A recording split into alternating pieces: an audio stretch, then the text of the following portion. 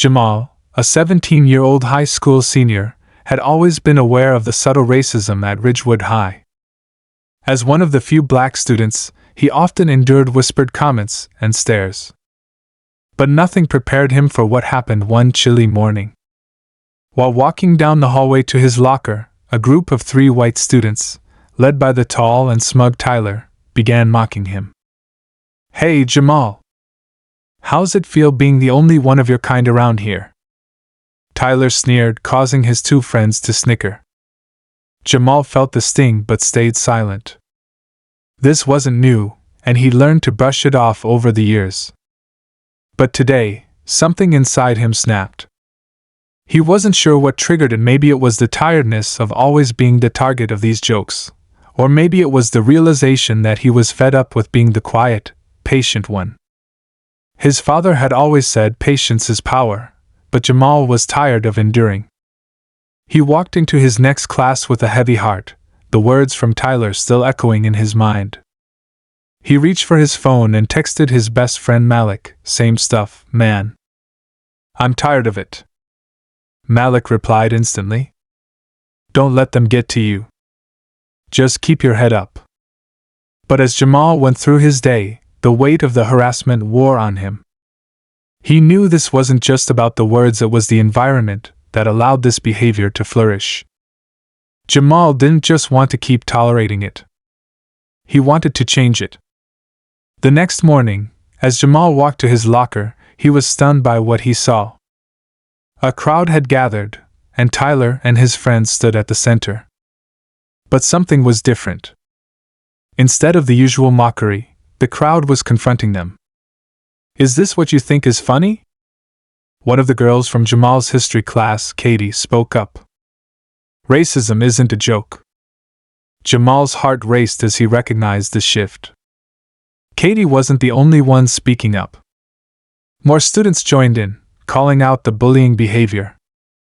Some of Jamal's classmates who had never said a word before were now standing tall. "You can't just say sorry and expect it to be fine," someone else shouted. "You need to understand why it's wrong." Tyler, the leader of the group, stumbled for words. "I didn't mean it like that," he mumbled, but it was too late. The crowd wasn't buying it.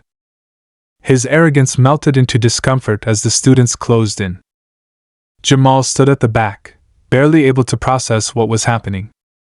He had never seen his classmates so unified. Even Malik, who had joined the crowd, gave him a knowing nod. Tyler and his friends began to backpedal, muttering half-hearted apologies, but the damage was done. The crowd didn't let up until the bullies slinked away, their bravado shattered.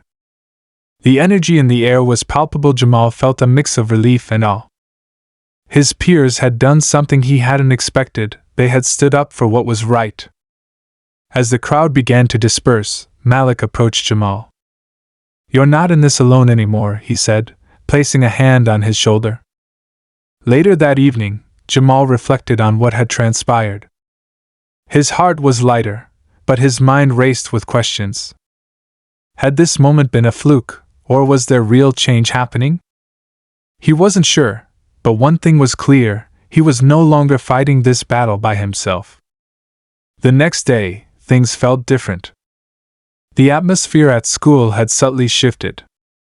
While the bullying hadn't completely stopped, Jamal noticed that more students were taking a stand. They weren't just silent bystanders anymore. Jamal realized that change didn't always come in grand gestures. Sometimes, it came through small, consistent actions like his classmates speaking up. The unexpected outcome was not just the bullies being silenced, but a shift in the entire school's culture. People were finally beginning to understand that racism wasn't just an isolated problem, it was something that affected everyone. Jamal felt empowered, not because of the apologies or the crowd's support, but because his classmates had recognized their role in stopping the cycle of hate. The journey wasn't over. The racism wouldn't disappear overnight, but Jamal now had hope. His peers had shown him that standing up for what's right isn't just an individual effort, it's a collective one. In that moment, Jamal felt that together, they could make a real difference.